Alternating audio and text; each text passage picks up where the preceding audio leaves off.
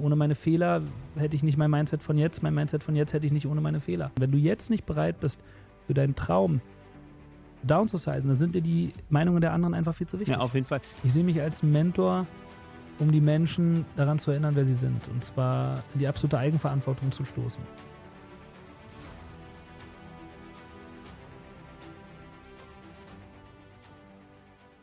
Willkommen zu einer weiteren Folge von CNO DNA, dem Podcast, in dem wir die wahren Geschichten hinter den erfolgreichsten Unternehmern und natürlich den Menschen dahinter enthüllen. Heute haben wir einen Gast, dessen Namen polarisiert wie kaum ein anderer. Ein Mann, der sein Leben komplett auf den Kopf gestellt hat. Vom gefeierten Fitnessunternehmer und Gründer von Rocker Nutrition bis hin zu einer radikalen Transformation, die ihn in die Tiefen von Selbstfindung, Spiritualität und persönlichem Wachstum führte. Julian Zietlow hat nicht nur Millionen verdient, sondern auch Millionen Fans mit seinem Leben überrascht, berührt und besser gesagt teilweise auch schockiert. Wir sprechen heute mit ihm über die großen Wendepunkte seines Lebens. Was hat ihn wirklich dazu gebracht, alles aufzugeben, oder hat er vielleicht sogar noch viel mehr gewonnen, und was hat er wirklich dann aufgebaut, und natürlich auch, wie hat ihn seine Zeit in Thailand verändert? Und wie lebt ein Mann, der so stark polarisiert hat, heute in einer sehr kontrollierten Welt in Dubai? Herzlich willkommen, Julian. Yes, vielen Dank, dass ich da sein darf. Was ist für dich die DNA eines guten CEOs oder Unternehmers? Yes. Also, es gibt für mich die 3 Situationen. Du bist entweder Angestellter, du bist Freiberufler und du bist Unternehmer. Ja. Du bist nicht Unternehmen, weil du ein Unternehmen hast, und du bist nicht selbstständig oder Freiberufler, weil du dich selbstständig gemacht hast. Sondern es ist eine Einstellungssache. Sich selbst als Unternehmen zu sehen, in die absolute Eigenverantwortung zu gehen. Das heißt also im Umkehrschluss, dass man das Unternehmen ist und das Unternehmen, woran man Anteile hat oder welches man führt, ein Teil des Ganzen ist. Das so zu sehen mit dieser Einstellung, das heißt also seinen Körper, seinen Geist und seine Seele so zu pflegen, so zu verbessern, zu entwickeln, Wickel für Wickel abstreifen, damit man total eigenverantwortlich handelt. Das ist aus meiner Sicht der Weg zu einem erfolgreichen Unternehmer. Und mit Erfolg meine ich jetzt nicht nur Kohle und dass das Unternehmen hochskaliert, sondern vor allem auch, dass man dabei sich selbst nicht vergisst. Und ansonsten kommt es halt dazu, dass man das Unternehmen als Autorität sieht. Man sieht es, man identifiziert sich damit. Ja. Man handelt danach, wie das Unternehmen am besten dasteht und so weiter, und vergisst sich selbst dabei. Ja? Und so kommen die ganzen Unternehmer ins Bore-out, ins Burnout, in die Depression rein, weil sie sich so in die Abhängigkeit begeben haben, nicht nur finanziell, sondern auch, sie wissen gar nicht, wer sie sind. Ja? Das heißt also, die ganzen Jahre, wo sie im Unternehmen arbeiten, wo dieser Kriegszustand auch herrscht, es ist ein permanenter Kriegszustand als Unternehmer. Ne? Wenn du früher irgendein Schlachtfeld warst, dann war es das Schlachtfeld, dann kamst du nach Hause, hast ein paar Monate deine Wunden gepflegt, aber hattest eine Ruhephase. So, und als Unternehmer die ganze Zeit Angst zu haben, dass es wieder runtergehen könnte, dass man das nicht mehr hat, was man hat, ist man im permanenten Kriegszustand. Ne? Da geht man nach Hause und ist auch dementsprechend bei seiner Familie so, macht vielleicht ein bisschen Urlaub oder ein bisschen Ausgleichssport, aber generell ist man die ganze Zeit unter Anspannung. So, und als Angestellter, und ich höre so oft auf Instagram, du oder die anderen haben ja Geld, die haben leicht reden und so weiter. Also sich selber, je nach Erziehung, je nach Dingen, die man erlebt hat, je nach Traumata und so weiter, in die Situation, in die Position, in die Einstellung zu bringen, absolute Eigenverantwortung walten zu lassen. Denn als Angestellter hast du immer jemanden über dir, du kannst immer jemandem die Schuld geben. Du bist versichert, dir sagt man, wann deine Pausen zu machen sind, wie lange du zu arbeiten hast. Du bist quasi mehr oder weniger fremdgesteuert, und das ist nichts Schlimmes. Ne? In diese wohlwollende Sicherheit begibt man sich dann, und es ist ganz weit entfernt von der Einstellung, Freiberufler zu sein. Das heißt also, auf den Markt geschmissen zu werden und erstmal zu sehen, wie bekomme ich jetzt eigentlich meine Kunden ran? Wie bekomme ich jetzt Geld? Ja, Ne? Definitiv. Und ich glaube, dann ist nichts falsch oder richtig. Das muss sich auch jeder für sich so entscheiden. Ja. Bei dir fing das ja auch eigentlich relativ bodenständig an, im Fitnessbereich als Fitnesstrainer, darf man das so sagen, in Berlin. Und wie hast du dann auf einmal so auch so eine Reichweite und Berühmtheit erlangt? Also es fing an, bei mir war es öfter mal aus der Not geboren. Ja? Ich habe so ein ich habe ein Lehramtsstudium in Marburg begonnen, weil mein Numerus Clausus, also mein Abi war 3,7. Und wow, du wolltest also Lehrer werden, ja? Also mein Vater war Sport- und Erdkundelehrer und Okay. hat halt gesagt, was Sicheres, was Sicheres. Er hat den Job zwar selber, die Schüler nicht, das hat er sehr gemocht, aber alles andere hat er gehasst, ne? Das ganze Schulsystem. Es war richtig, hat Was richtig wolltest du unterrichten? Sport und Erdkunde. Okay. Genau wie der Papa, okay. Und dann? Da habe ich gemerkt, erstens die Stadt war nicht meins und zweitens, ich habe dann wirklich, also kam Statistik, also genau sowas, was ich eigentlich abgewählt hatte, ja, Mathe und so weiter. Bei Sport, Gymnastik, Tanz und keine Ahnung, habe ich gleich gemerkt, so okay, nach einem halben Jahr bin ich wieder ab nach Berlin, arbeitslos. Und dann mich bemüht, einen Job zu finden, Dualstudium, damals zum Fitnessökonom. Habe erstmal nur Absagen kassiert, ein Dreivierteljahr. Dann habe ich mich nochmal auf den Arsch gesetzt, nochmal geschrieben, nochmal besser geschrieben, alles. Wurde angenommen bei Holmes Place damals und wurde über Nacht Personal Trainer also ich habe natürlich Background-Erfahrung, habe ein bisschen gepumpt so, aber das war natürlich so aus der Flex die Trainingspläne. Und, Gut, dein Vater wäre auch Sportlehrer, deswegen wolltest du das ein bisschen machen, Ja. aber du warst dann nicht nur so ein also ohne das jetzt abzuwerten, ein Fitnesstrainer, sondern hast auch Bekanntheit ja bekommen, auch online, weil du dann auch sehr viele Prominente trainieren durftest. Ist das richtig? Wie hast du diesen Move gemacht? Das ging wirklich immer Step by Step. Das heißt, ich habe dort 3 Jahre mein Studium gemacht, wurde gleich einer der besten Verkäufer. Also ich war ganz weit vorne, was das Personal Training angeht. Habe gemerkt, das ist meine Leidenschaft, die Kunden feiern das. Bin dann rausgegangen, auch wieder ein Drop, weil kein Kunde mitgekommen ist. Durfte mir dort auch wieder alles neu aufbauen.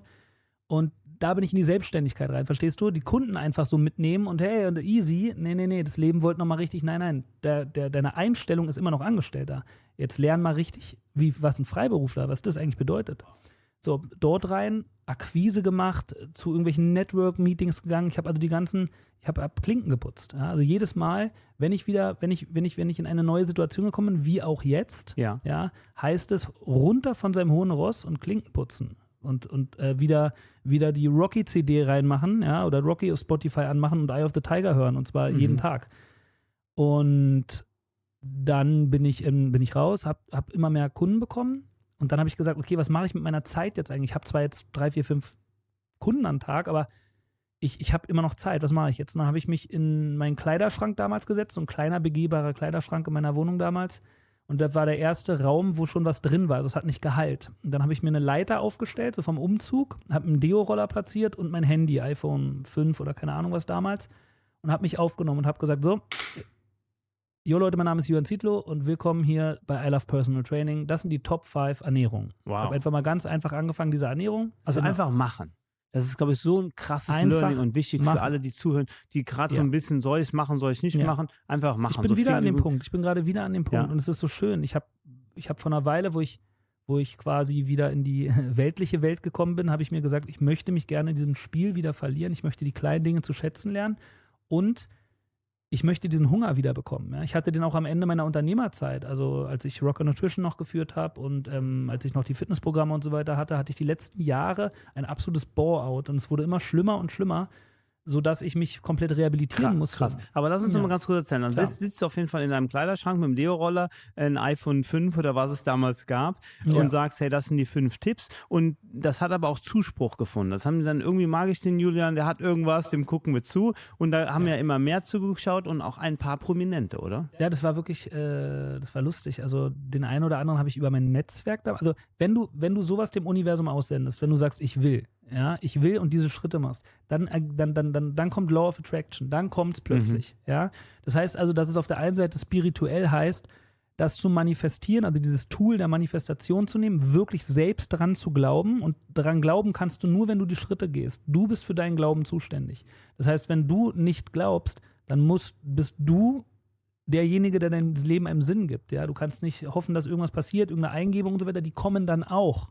Die Sachen kommen von der anderen Seite. Aber von vorne kommt erstmal machen, irgendeine Ursache setzen, damit irgendeine Wirkung passiert. Und ich habe es einfach gemacht und dann kam plötzlich Joko über YouTube. Ja? Da war meine E-Mail-Adresse drin, der schreibt mich an. Dann kommt Sido, dann kommt der. Und plötzlich trainiere ich die ganzen Promis, ja, und Raff und Silla und bla und alle möglichen Leute, auch Models und immer mehr. Und ich habe damals halt schon die Kamera drauf gehalten, ne? Und habe halt entweder die Sachen sogar gefilmt oder ich habe Fotos gemacht oder ich hatte auch jetzt, du bist direkt, sagst, hey, ich mache das direkt live bei Instagram, liebe Grüße, Leute. Ja, und folgt mir bitte auch, ich brauche noch ein paar Followers. Ja, dem Michael folgen, ich packe dir nachher meine Story, und mir natürlich auch. Und ja, aber das ist es halt, ja, und da auch nicht da auch von seinem hohen Ross runterkommen. Ich bin auch ganz andere Sachen gewohnt, verstehst du? In meinem Unternehmen gab es manchmal so Releases von irgendwelchen Produkten, da wird dir schwindelig, verstehst du? Aber da darf man auch wieder runterkommen. So, ich habe hier, als ich nach Dubai kam, dazu kommen wir ja wahrscheinlich gleich, ich will es nur ganz kurz einmal einläuten, ich habe eine Stunde Personal Training gegeben. Ja, und zwar gar nicht für Geld, sondern ich hab einem Kumpel Personal Training gegeben, das war die härteste Personal Training Stunde meines Lebens. So, Klinken putzen. Ja, Immer wieder also runter. immer zurück zur Basis. Ich glaube, das ist so ein wichtiger Punkt. Ich habe mir eine kleine Wohnung geholt, Ja. habe mir ein Auto für 300 € geholt. Hunger bekommen heißt auch downsizen. Wenn du jetzt nicht bereit bist, für deinen Traum downzusizen, dann sind dir die Meinungen der anderen einfach viel zu wichtig. Ja, auf jeden Fall. Ich habe einen Bekannten, der hat mich besucht am Wochenende und der hatte sich beschwert, dass er einen bestimmten Sitzplatz nicht in der 1. Klasse bekommen hat. Ja. Ich sage den Namen nicht, liebe Grüße, und ich habe darauf bestanden, dass er Economy zurückfliegt. Da habe ich gesagt, danach wirst du das nie wieder dich beschweren.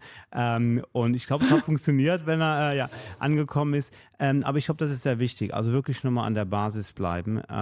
Und das muss man für sich selber mal definieren. Aber für dich ist es dann ganz interessant, du bist dann sozusagen bekannt geworden, hast sehr viele Prominente trainiert. Was hast du für Charaktereigenschaften bei den Prominenten gesehen? Weil das finde ich so interessant, weil jetzt jemand, der so nah wie du an den Prominenten dran war und teilweise noch ist, was haben die besonders, wo du sagst, hey, das macht einen besonderen Kick aus, dass die so erfolgreich sind?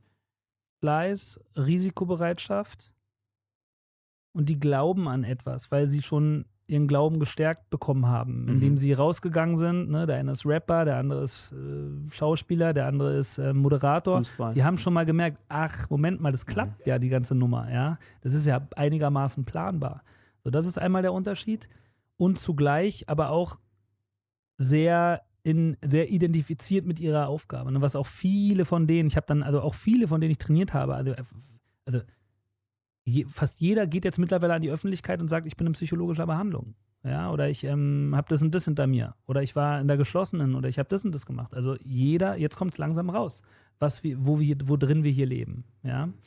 So, und darum bin ich froh, das alles hinter mir zu haben. Ne? Ich habe sicherlich auch noch einige Dinge vor mir und einige Dinge zu lernen, aber man sagt immer, es geht nicht nur ums Geld, es geht auch darum, aber das tief aus dem Körper rauszusaugen, damit man es wirklich versteht. Dafür musst du mal, glaube ich, am Boden gewesen sein, um wirklich zu sagen, okay, es geht nicht ums Geld, krass, es geht wirklich um die kleinen Dinge. Ne? Das sagt man immer so gerne und dieses Dankbarkeit und ja, aber wenn man es nicht fühlt, dann ist es ja auch vollkommen in Ordnung, wenn man es nicht fühlt. Dann ist es definitiv. Reden wir auch gleich nochmal drüber. Was ich schon interessant fand, dann hast du 2011 Rocker Nutrition gegründet. 2015, 2013 kamen die Programme, das war das erste Business, die Online-Trainingsprogramme, weil so viele Leute kamen. Du hast verstanden, Zeit gegen Geld passt auf der einen Seite nicht als Unternehmer nicht mehr annehmen. Und du konntest nicht mehr annehmen. Ich habe dann die Stunden damals für knapp 200 € oder sowas und es war damals vor 10 Jahren in Berlin schon wirklich eine Hausnummer. Und ich wollte nicht für eine Stunde plötzlich dann 250 nehmen oder irgendwas. Und da kommt es wieder mit dem Freiberufler ins Spiel, ja. Wie zum Unternehmer hin. Nicht nur, hey, Zeit gegen Geld und so weiter, sondern ich war mir das nicht, also diese Stunde war nicht so viel wert. Das war gut, das war ein geiles Person, das war vielleicht sogar das Beste in ganz Berlin. Ja. So, aber nein, das ist too much. Also du hast dann auch deine Werte immer so ein bisschen verglichen. Immer. Dann hast du aber gesagt, so ich mache jetzt noch diese Nutrition-Firma, erklären so ein bisschen darüber, auch für Leute, die ich vielleicht noch nicht so kenne. Also das Programm ist komplett durch die Decke gegangen, weil ich halt authentisch mein Leben gezeigt habe. Ja? Auf Facebook damals noch, auf YouTube, habe einfach gemacht. Auch manchmal hatte ich nur 5000 Klicks, manchmal hatte ich das und das. Aber ich habe einfach immer kontinuierlich weitergemacht und hatte einfach einen großen Traum. Und dann kam das Programm, wurde über Nacht Unternehmer, hab dann die Zahlen bekommen, was ich dann nach einem Tag eingenommen hatte und es hat mir fast die Beine weggehauen. Also das war das erste Mal, dass ich so wirklich, dass mir Luft weggeblieben ist. Und dann wollte ich einen Upsell machen. Also die Kunden quasi haben einfach gesagt, ey, guck mal, es gibt so viele Supplement-Marken, wir vertrauen aber dir, ja, weil ich immer begeistert habe. Ich habe das Programm damals für 300 € rausgehauen und alle haben gesagt, das ist viel mehr wert. Und durch dieses Begeistern wollten die unbedingt die Subs von mir. Da wollte ich, wie gesagt, einen Upsell, habe 2 Produkte rausgebracht, boom, gleich explodiert und dann wurde aus dem Upsell dann zeitweise die größte vegane Supplement-Marke Europas, ja. Wow, interessant. Ja. Das hast du dann gemacht, dann auch noch mit deiner Ex-Frau noch eine Sportbekleidungsmarke gegründet mit dem Namen Bum Bum. Bum Bum Sag ich das war auch richtig? Bum Bum? zeitweise wirklich, also das war wirklich so, dass es gab Oceans Apart und dann kam auch schon Bum Bum, ja. Also wir haben als allererstes kam ich auf die Idee, Instagram Live zu machen und dort Walks, richtig so Fashion Walks, das Oh, gab's wow. gar nicht, ja. Oder Ja. auch auf Snapchat damals so Takeover, dass ein Influencer von der Firma das Handy quasi nimmt, den Eingang und da das macht und so weiter. Da war ich ganz, ganz, ganz weit vorne, hatte ich da schon die Ideen. Ja, Respekt. das war sehr schön. Aber es hört sich total toll an. Also irgendwie, du fängst als Personal Trainer an, baust dir eine Personal Brand aus, Respekt dafür. Dann noch die Nutrition-Marke als Upsell. Dann als nächsten Punkt auch noch mit deiner Frau zu der Zeit eine Sportbekleidungsmarke. Alles ist erfolgreich. Du lebst das schöne Leben, fährst ein G63, wie ich gelesen hatte. Irgendeiner hat das mal gepostet gehabt. Also tolles Leben. Und dann? Dann ging's los. Es wurde irgendwann aus diesem Abenteuer wurde irgendwann Routine. Und mehr, höher, schneller, weiter hat mich nicht mehr interessiert. Und ich hatte Frau, die Kinder, eine Villa und alles war Zwei toll. Kinder? Zwei Ja. Kinder, genau. Lilly und Liv, 3 und 8 Jahre alt. Liebe Grüße, ja. Ja. Und ich habe dann immer so diesen typischen Unternehmer-Grauschleier gehabt, ja, diesen Zombie-Modus so und dann Wie viele Angestellte ungefähr ich mit glaub, ich allen hab Firmen? 50, Ja. 60 Angestellte müssen es gewesen sein, ja. Und dann habe ich angefangen, weil ich immer mehr, es wurde immer enger, ich ging zu Coaches, ich ging zu Gesprächen, ich habe alles Mögliche gemacht und irgendwann habe ich dann auch Plant Medicine für mich entdeckt, also mal mich komplett rauszubeamen, ja, was so Mushrooms oder auch Ayahuasca-Zeremonien und so weiter angeht. Was übrigens in Silicon Valley fast gang und gäbe ist, wenn ich das so sagen So kann. habe ich den Entry bekommen. Also ich war mal komplett gegen und es gab Ja. zwei Momente. Das erste war, als davon geredet wurde, dass Microdosing, Okay. Psilocybin, ne, in Silicon Valley verwendet Ja. wird, um die Leistungen zu steigern. Also einmal über das Unternehmertum, so wird die Leistung gesteigert, weil meine Leistung ist irgendwie in letzter Zeit so ein bisschen Höhe. Und auch über einen anderen Weg habe ich gehört, dass MDMA in der Medizin eingesetzt wird für posttraumatische Belastungsstörungen bei Veteranen. So, dass Okay. sie sich wieder lieben können. Wow. Dann dachte ich so, what? Drogen dafür? Gibt's doch nicht. So habe ich erstmal hat es ein bisschen Klick gemacht. So. Ja. Und dann- Ich habe das noch nie genommen, deswegen Ja. erklär mir mal kurz bitte, was ist das dann für ein Gefühl, wenn man das So, wenn du nimmt? alles kennengelernt hast in dieser 3D-Welt und immer denkst, oh, irgendwas muss es doch da geben, irgendwas ist doch da noch. Ja, immer mal wieder so dran denkst, aber dich eigentlich mit den kleineren Themen beschäftigst, dann ist es irgendwann mal auch ausgespielt, ne, die Nummer. Und dann hat es mich einfach dahin gezogen, mehr zu erfahren. Ja, das Ganze mal rausgezoomt zu betrachten, worum geht es hier eigentlich? Was ist Gott? Was ist dieses Spiel? Warum bin ich hier? Was soll das? Das heißt, du hattest also ein sogenanntes Bore-out, das heißt, man wird gelangweilt in dem, was man täglich tut.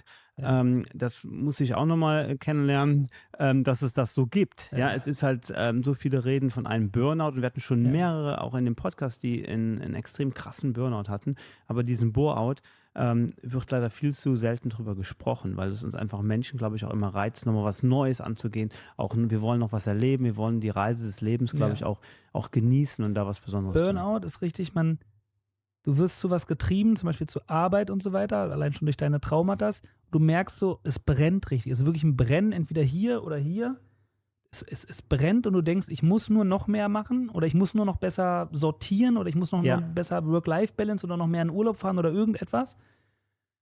Burnout heißt nichts anderes, als eine gewisse Zeit lang gegen deinen Plan vorzugehen. Und ein Bore-out mit einer Depression ist halt nur ein Begriff, ja, im Endeffekt heißt es auch, du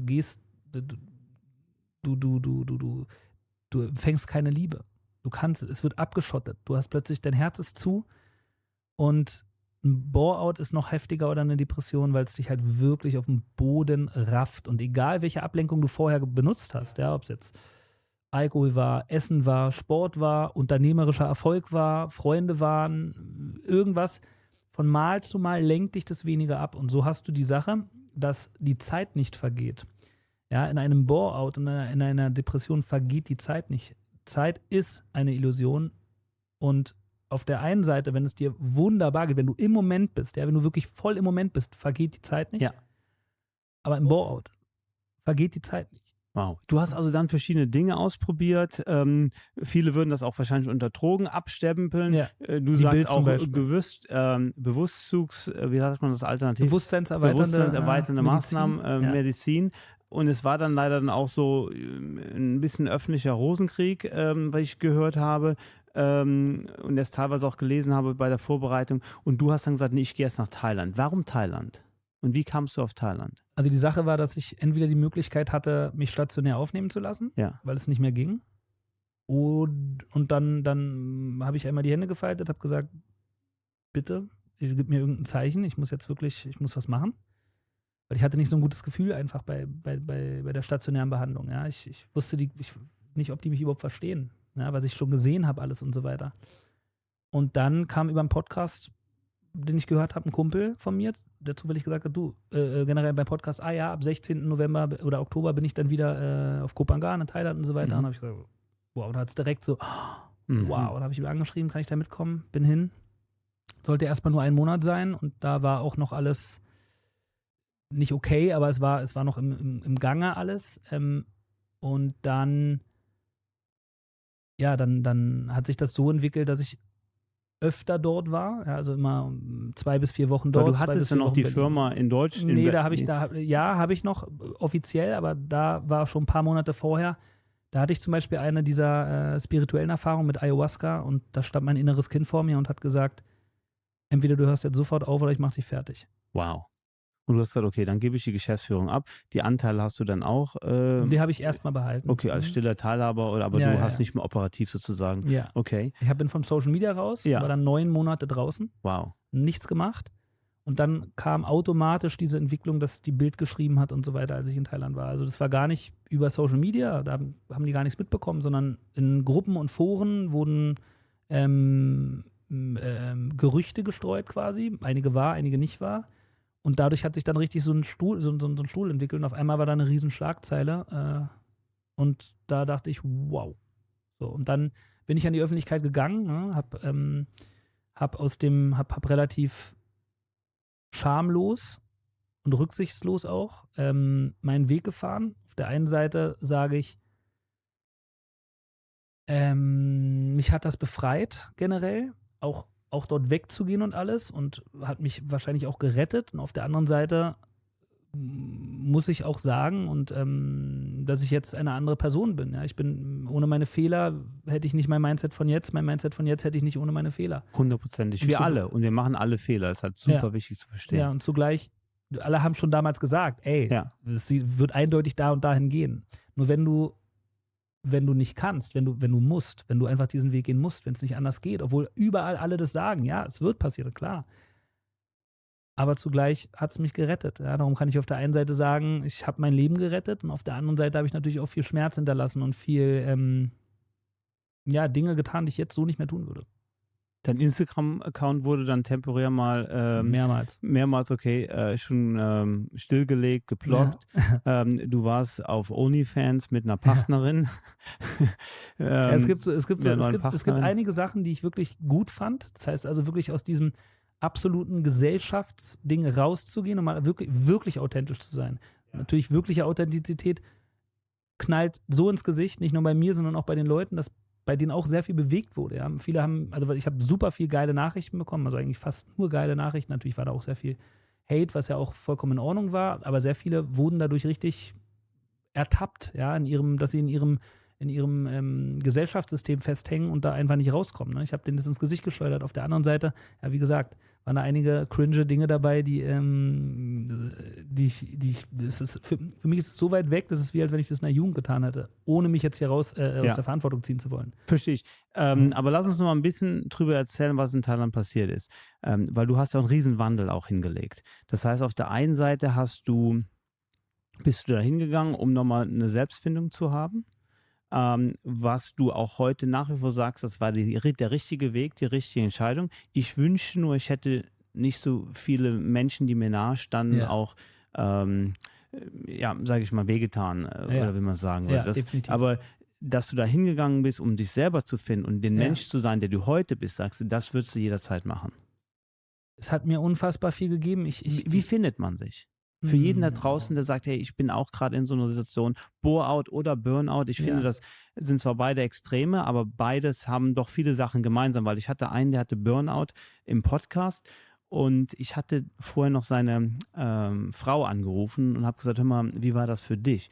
Und sie hat gesagt, ich hatte ihm vorher eine E-Mail geschrieben, dass das passieren wird. Und ich habe genau das ihm schon gesagt. Und er hatte die E-Mail noch gelesen, aber das ging dann bei ihm da rein, da raus. Und du sagst mir jetzt auch, mein Umfeld wusste schon, dass das passiert. Ja.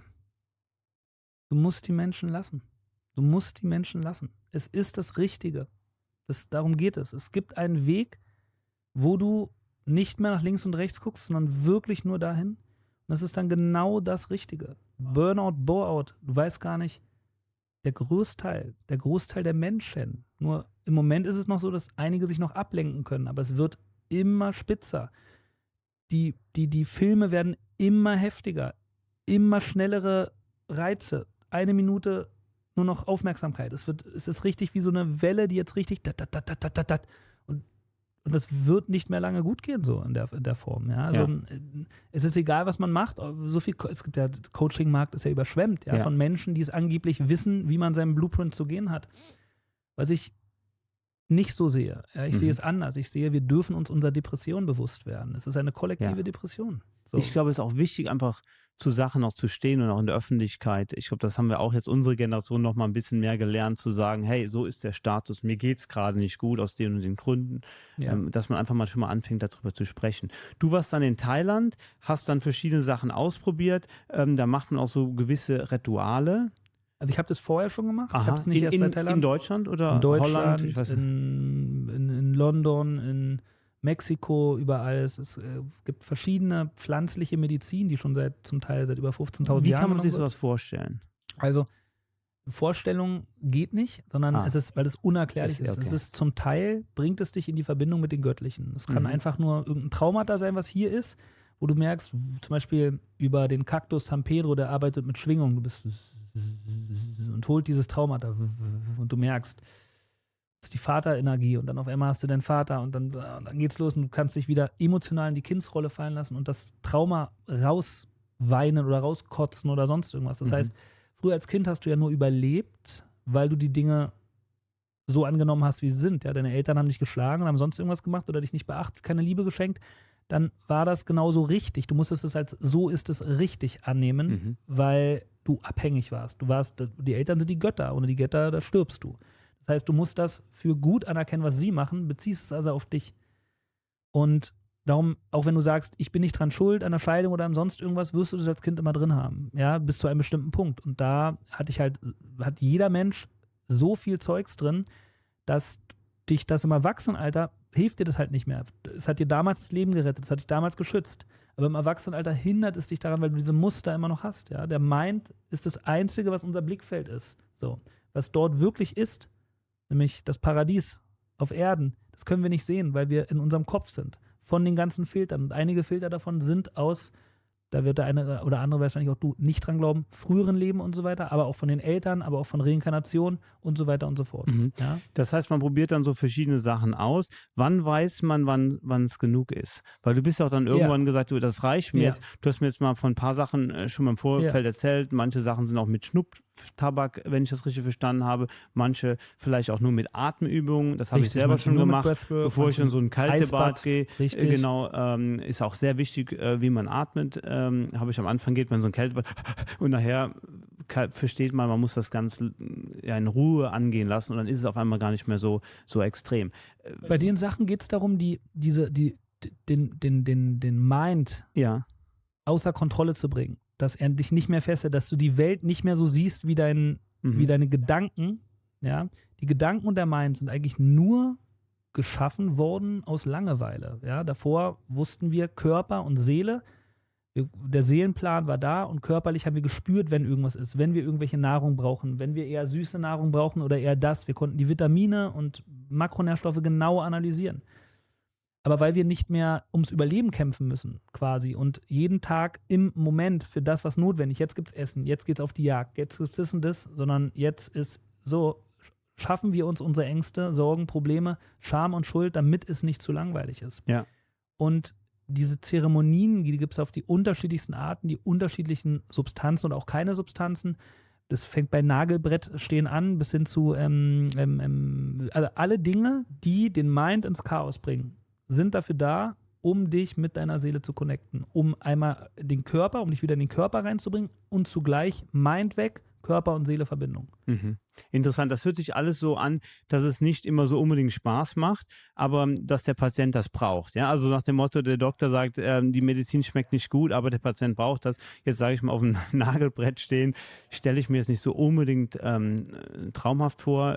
Kältebad kenne ich jetzt, aber bei den Behandlungen oder Prozeduren ist es wahrscheinlich ähnlich. Danach ist alles Medizin und Medizin ist eine Information. Ein guter Kumpel oder ein neuer Kumpel kann auch eine Medizin sein. Ein neues Abenteuer kann eine Medizin sein. Was wir machen, ist, wir nehmen eine Medizin und dann nehmen wir die immer wieder, weil wir glauben, damit dann auch wieder dieses Hoch wegen dieser Information zu bekommen. Die Information ist eigentlich immer nur, erinnere dich daran, wer du bist. So, und Alkohol ist auch eine Medizin, auch wenn es immer verschrien wird, wenn du irgendein Typ bist, der total unselbstbewusst bist, dann knallst du dir mal ein paar Shots hinter, triffst an der Bar deine Traumfrau und bleibst mit der 20 Jahre zusammen und hast 8 Kinder. Wunderbar. Ja? Aber diese Medizin als Gewohnheit zu nehmen, und da ist auch Kältebad. Ja? Die Medizin ist die Medizin, weil sie dich in diese Dekontrolle bringt. Du kamst dann zurück und hast gesagt, jetzt reicht es mir. Aber wie hast du gesagt in dem Moment so, ich habe jetzt so, das ist alles, ich brauche, oder du hast wahrscheinlich auch deine Kinder logischerweise auch vermisst, etc. Ja. Aber wann hast du gesagt, so, Thailand? Das war letztes Jahr, da bin ich dann nochmal nach Thailand und habe gemerkt, fuck. Also mir ging es in Deutschland nicht gut. Ich wollte nach Thailand, so mein Rückzugsort, und dann habe ich gemerkt, scheiße, das ist es nicht.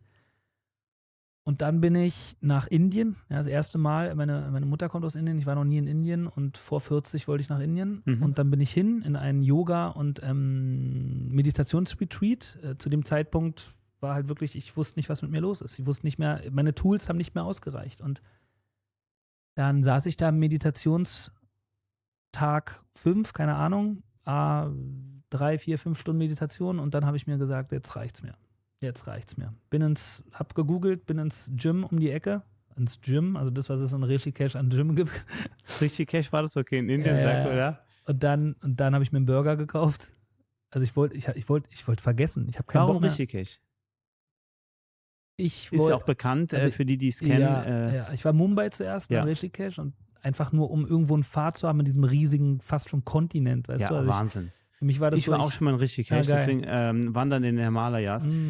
Aber Wahnsinn, also es ist eine komplett andere Welt. Da gab es ja auch den Fluss, wenn ich mich erinnere, ne, wo dann auch die Leute baden gehen. Ja, was war ich auch. Heiliger, ja, okay.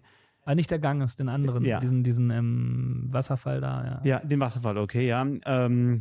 Ja, aber wie ist dir dann ergangen? Da sagst du, okay, das war es auch nicht. Also du warst nochmal so zurück zu deinem... Ich bin so abgetaucht in die Spiritualität, dass die irgendwann meine Autorität war. Auch wenn ich es immer schon gesagt habe, Autorität, vom Glauben abfallen und so weiter. Selbst obwohl du es weißt, was passieren wird, musst du gewisse Schritte anscheinend gehen, weil du die anderen Tools nicht kennst. Und für mich war das Tool Spiritualität, das hat mir bisher immer geholfen. Ja, noch eine Zeremonie, noch mehr Meditation, noch mehr dieses und jenes. Und dann durfte ich mich einfach daran erinnern, und zwar ganz crazy, ja. Also ich bin dann aus Indien zu meiner Schwester zurück, habe bei der Unterschlupf bekommen, und die hat mich komplett nochmal auf links gedreht, weil die ist halt nicht zimperlich. Und ich durfte nochmal ganz von vorne anfangen, wie es ist, Disziplin zu erlernen, eine Routine zu haben, motiviert zu sein, zum Sport zu gehen und so weiter. Das habe ich alles vor allem die letzten Monate dann rausgeschwemmt aus meinem Körper, weil es halt damals meine Identifikation war. Ja? Bei mir war wirklich Disziplin, alles, was damit zu tun hat, das war das Nonplusultra. Und wer das nicht macht, ist ein Vollidiot und so weiter und so weiter. Und das aus meinem Körper, diesen Glauben rauszubekommen, aber dann den durch einen anderen Glauben zu ersetzen, und zwar dass es jetzt nur noch in die, ja, dass es quasi diese Welt abgespalten ist, ne? Seele und Körper abgespalten ist. Aber ich glaube, nochmal ganz liebe Grüße an deine Schwester. Ich glaube, das ist halt ein sehr wichtiger Ankerpunkt, den man dann auch braucht, weil ich hätte dann halt Angst, oder wenn dann jemand das macht, dass man dann auch da in dieser Situation, ich will nicht sagen hängen bleibt, ich weiß nicht, ob das man sagen darf, das aber kannst du absolut ja, sagen. du verstehst, was ich meine. Ich habe dort noch was gecheckt. Ich habe gecheckt, dass alles Tools sind und alles die richtige Medizin sein kann. Das heißt, es ist egal, welches schlimme Psychopharmaka, Einweisen, Ayahuasca, Disziplin, Training, die richtige naturbelassene Ernährung, selbst Burger, es ist scheißegal. Wenn du die absolute Eigenverantwortung hast, dann checkst du, dass das alles im Spiel nicht zu bewertende Tools sind, die dann für dich das Richtige sind. Wenn du dich zum Beispiel in einer Hardcore-Depression einweisen lassen willst, um in diesem Spiel weiter teilzunehmen. Natürlich hat es immer eine Downside, wie kommst du da wieder raus und so weiter, ja. Aber wenn es das Richtige ist, dann ist es das Richtige. Wenn du da sagst, nein, ich gehe jetzt ein Abenteuer machen, das ist das, was ich brauche, was übrigens aus meiner Sicht, die meisten Unternehmer, die ins Burnout oder Bore-out kommen, haben eine Sache. Sie leben ein Leben, was sie nicht leben wollen. Und wollen eigentlich Abenteuer, unternehmerisches Abenteuer. Das sind Kolumbus und Co. ist es eigentlich, ja. Die haben schon was erobert, die sind schon raus. Jetzt haben die diese Routine und denken, mit der 3., 4., 5. Million geht es einem besser. Und dann wird darüber diskutiert, dann werden so eine Diskussion aufgemacht wie, ja, aber im Ferrari zu weinen ist besser als im Fiat, bla bla bla. Da habe ich letztes Mal in meiner Insta-Story gesagt, wenn du an dem Punkt bist, wo du Kohle hast und alles hast und dir es dann scheiße geht, dann hast du ein richtiges Problem. Dann musst du wirklich kämpfen. Dann ist wirklich okay, du musst dir selber einen Sinn jetzt suchen. Weil in den Kommentaren von diesem Insta-Post stand darunter, das sagt der Julian jetzt und geht in seine G-Klasse. Ja. Aber das war gar nicht der Fall gewesen, weil du jetzt ja auch aktuell nochmal, wie du es aufgenommen hast, wirklich gerade nochmal komplett am Downsizen bist. Und wenn ich eine G-Klasse und noch, ich habe immer noch eine Villa und so weiter, weißt du? Aber es geht nicht darum, die Leute wollen dann, dass man sagt, okay, Geld ist scheiße, die kennen nur gut oder böse. Ja. Das hat damit nichts zu tun, sondern das, was im Moment ist im Moment und es ist unabhängig von Geld.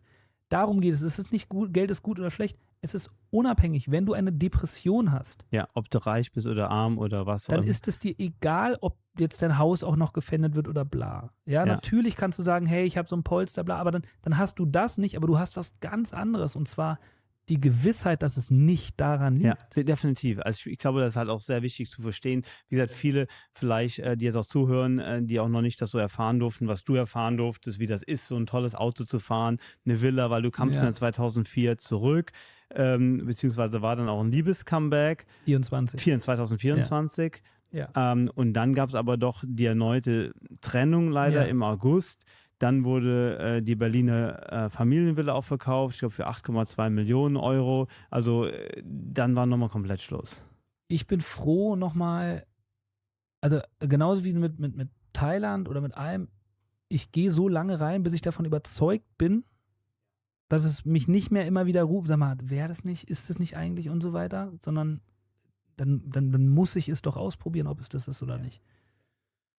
Und darum bin ich froh, da bin ich einfach froh, die Dinge gemacht zu haben, auch auf jeden Fall. Ja. Und dann kam die Trennung und dann auf einmal der Umzug nach Dubai.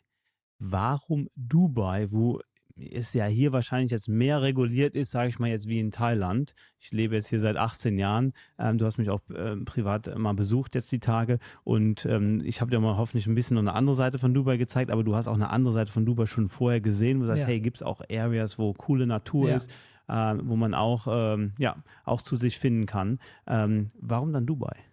Also das ist ganz wichtig aus meiner Sicht zu checken, dass man selber kreiert. Mhm.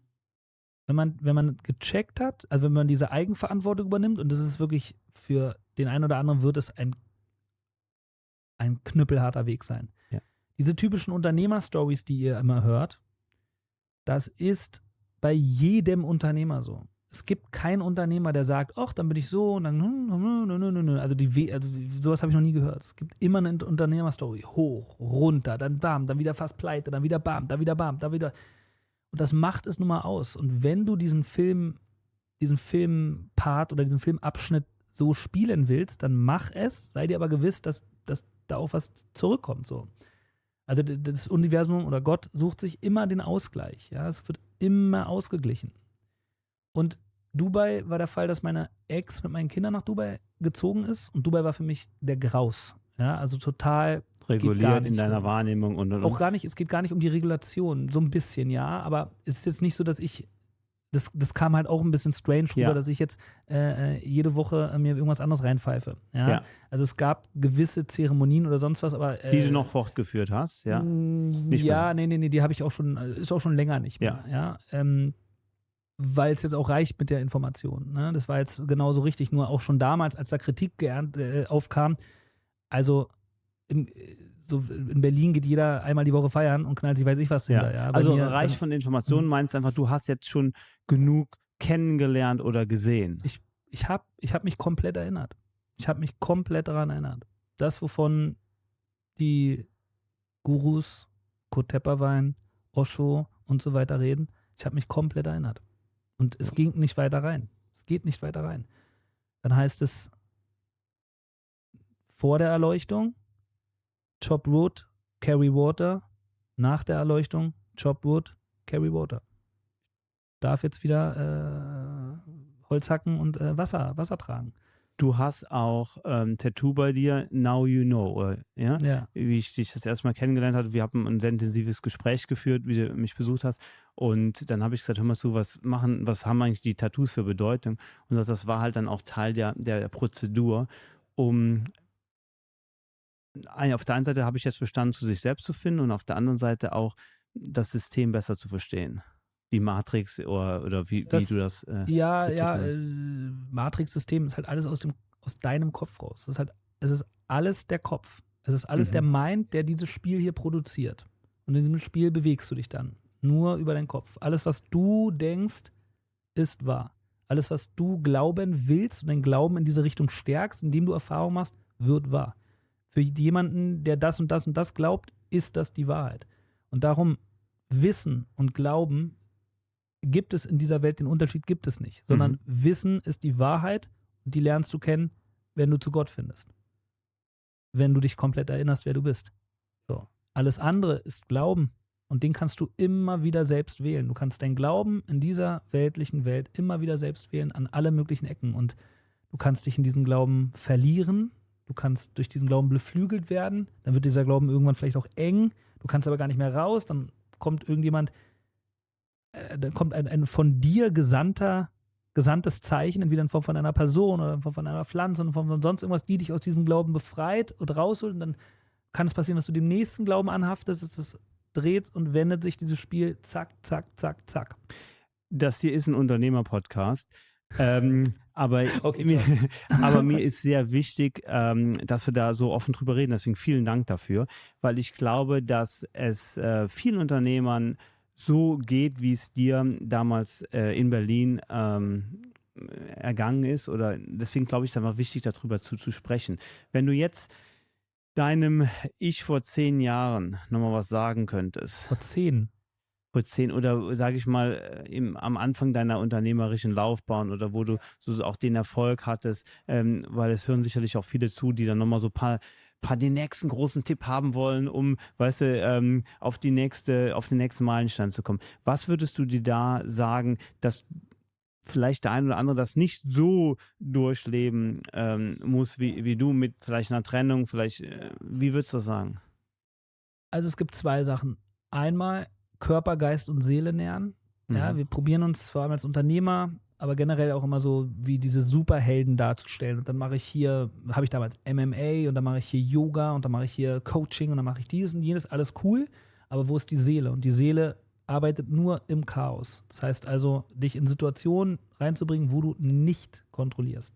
Und das ist das, davor haben alle Angst, ja, vor der Dekontrolle. Ne? Und darum waren diese Pflanzen auch so wichtig für mich, um aus der Kontrolle rauszukommen, um zu checken, Trust. Dein Weg ist schon gezeichnet. Komm ins Vertrauen. Alles ist gut. Vertrau dir selbst. Und das ist das Erste, ja, die Seele zu nähren mit diversen Dingen. Es fängt an mit sowas wie Breathwork, ja? Es fängt an mit sowas wie Eisbad. Es fängt an mit Hypnose, mit luziden Träumen, mit allen Dingen, die ja auch die Spiritualität als Tool zu nehmen. Ja, also gibt es eine wahnsinnige Bandbreite an Tools, die man nehmen kann, bevor man jetzt unbedingt Substanzen nehmen muss. Bei Substanzen sage ich immer, das ist ein relativ effektiver Weg. Ja, das ist ein effektiver Weg, um den Mind wirklich so auszuschalten. Das ist, wie du gesagt hast, nicht gerade angenehm, also für den einen oder anderen schon, aber ich muss sagen, der Großteil von dem war für mich wirklich Seminare, also Hardcore-Seminare quasi, ja, mit der göttlichen Verbindung, und du wirst halt durch einen Fleischwolf gedreht. Und das Zweite ist, guck den rosa Elefanten an. Was heißt das? Du hast einen rosa Elefanten im Raum und da willst du nicht hingucken, weil du glaubst, das nicht loslassen zu können zum Beispiel. Das ist zu schmerzhaft. Das würde alles, wenn ich das mache, dann passiert das und das.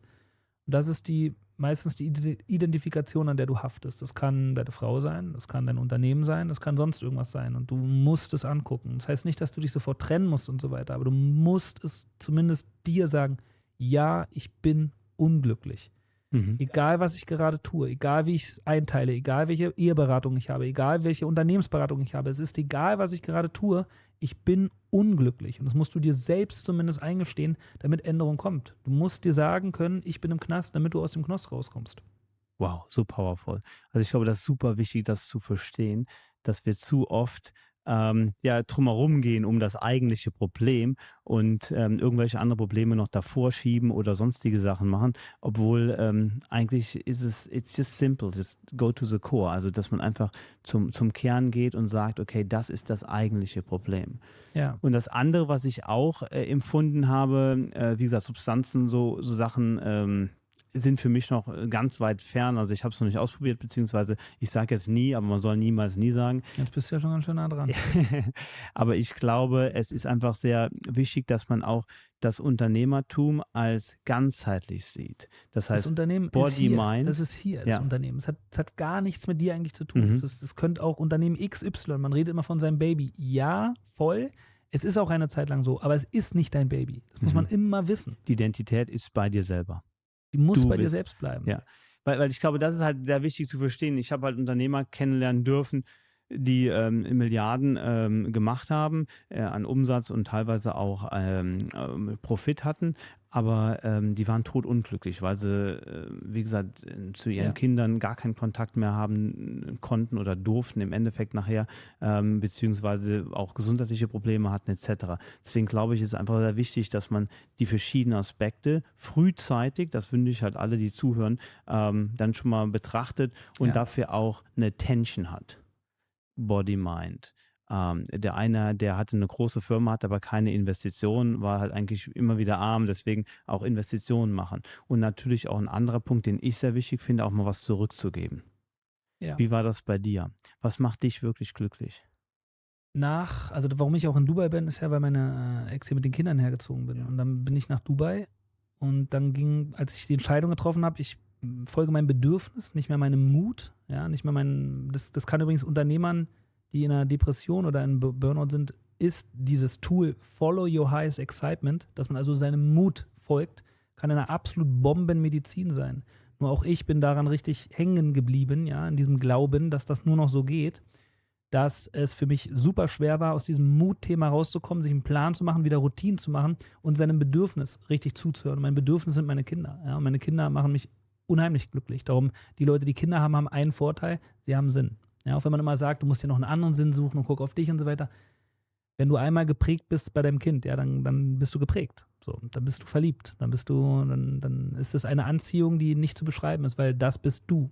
Ja, also die Transformation oder die Beziehung zu deinen Kindern hat dir halt auch sehr geholfen, dann nochmal deinen Weg zu finden. Also deine Kinder haben nur mit ihrer Anwesenheit so viel bewirkt. Ja. Wahnsinn. Mehrmals in alle Richtungen, ja. Sehr, sehr, sehr, sehr powerful. Könntest du dir noch mal vorstellen, nochmal komplett ins Unternehmertum zurückzukehren, vielleicht sogar Rocker Nutrition nochmal als CEO zu übernehmen? Also die Sache ist, dass ich, wie gesagt, gelernt habe, dass dieses Geld ist es und so weiter. Ich habe jetzt mehrere Angebote gehabt, irgendwelche Dinge zu vertreiben, die nicht meins sind. Ich habe auch damals zum Beispiel Supplemente, ja, auch Whey-Protein und Co. Ich habe es geliebt. Ich habe es so sehr verkörpert und geliebt. Nur diese Liebe hat irgendwann mal auch mal aufgehört. Ne? Und dann das weiterhin dann anzubieten, das ist nicht mein Ding. Aber generell unternehmerisch, ja, ich will auf jeden Fall ein neues Baby kreieren. Ich habe richtig Bock, ich habe geile Sachen am Start und diesmal weiß ich einfach Geduld. Nicht auf alles raufspringen, was irgendwie glänzt, weil das hat mich schon mal krank gemacht, weißt du? Und darum gibt es gerade diverse Angebote in verschiedene Richtungen. Ich habe jetzt eine Mentoring-Gruppe eröffnet. Das war schon mal der erste Step, ja, dass ich. Was wird da genau? Also, ich habe mal ein bisschen reingeschaut, geht es ja auch um Selbstfindung, auch Spiritualität? Ist das Ja, richtig? alles. Also, ich mache wirklich Körper, Geist, Seele. Also, die Dinge, die ich erfahren habe, und dafür war das so wichtig, die letzten 4 Jahre, ja, als ich dort wirklich abgetaucht bin, die kann ich vermitteln. Ich kann Frequenzen, Energien sehen, fühlen, vermitteln. Und in dieser Gruppe geht es richtig ab. Cool. Ja. Siehst du dich so ein bisschen als Mentor für eine neue Generation von Unternehmern auch? Ich sehe mich als Mentor, um die Menschen daran zu erinnern, wer sie sind. Und zwar in die absolute Eigenverantwortung zu stoßen. Und Eigenverantwortung tut manchmal richtig weh, weil du wirst wahrscheinlich dann auch sehr oft sagen, Jungs, hört auf zu weinen, oder? Immer mal darum, dieses Programm, ich sehe dann, wenn es anfängt, ja, aber heute bin man sofort rein, hört auf zu jammern. Okay. Hör auf zu jammern und dann wieder, aber stop it. Es nützt dir nichts weiter, es bringt dir jetzt gar nichts. Such dir einen anderen Coach, wo du jammern kannst, ist auch ein Tool, ja, jemanden zu haben, Herz ausschütten.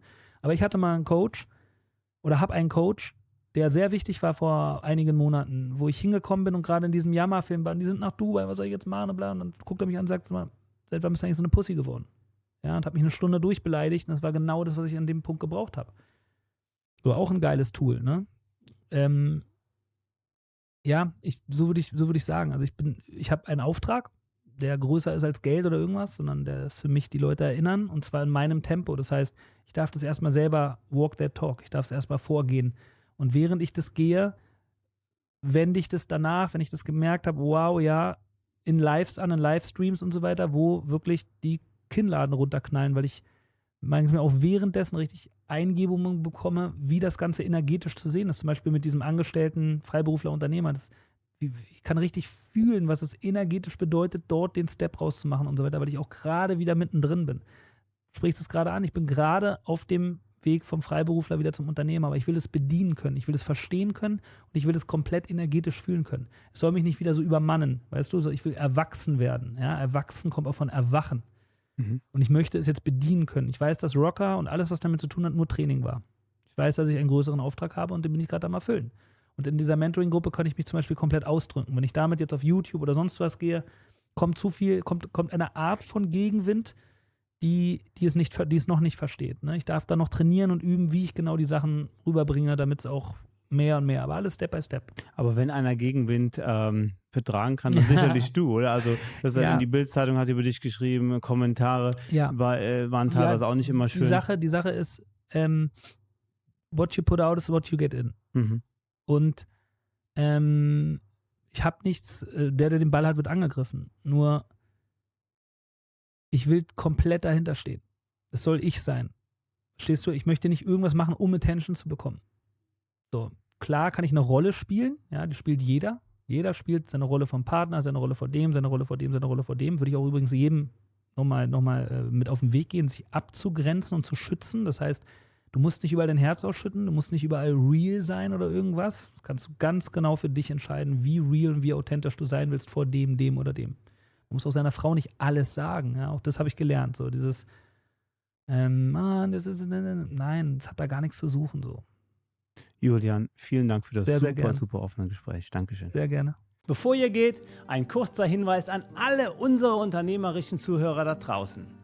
Wenn ihr nach einer zuverlässigen, uneffizienten Möglichkeit sucht, euren Online-Verkäufe und Zahlungen zu skalieren, kann ich euch Copecard wärmstens empfehlen. Es wurde entwickelt, um eure Prozesse zu optimieren, von Zahlungsabwicklung bis hin zum Kundenmanagement. Alles in einer Plattform. Egal, ob ihr gerade erst anfangt oder euer Geschäft ausbauen wollt, Copecard.com bietet die Werkzeuge, die ihr für euren Erfolg benötigt. Also, besucht noch heute Copecard.com und seht, wie es eure Geschäftsabläufe wirklich revolutionieren kann. Taucht ein und beginnt jetzt, eure Verkaufsprozesse zu optimieren.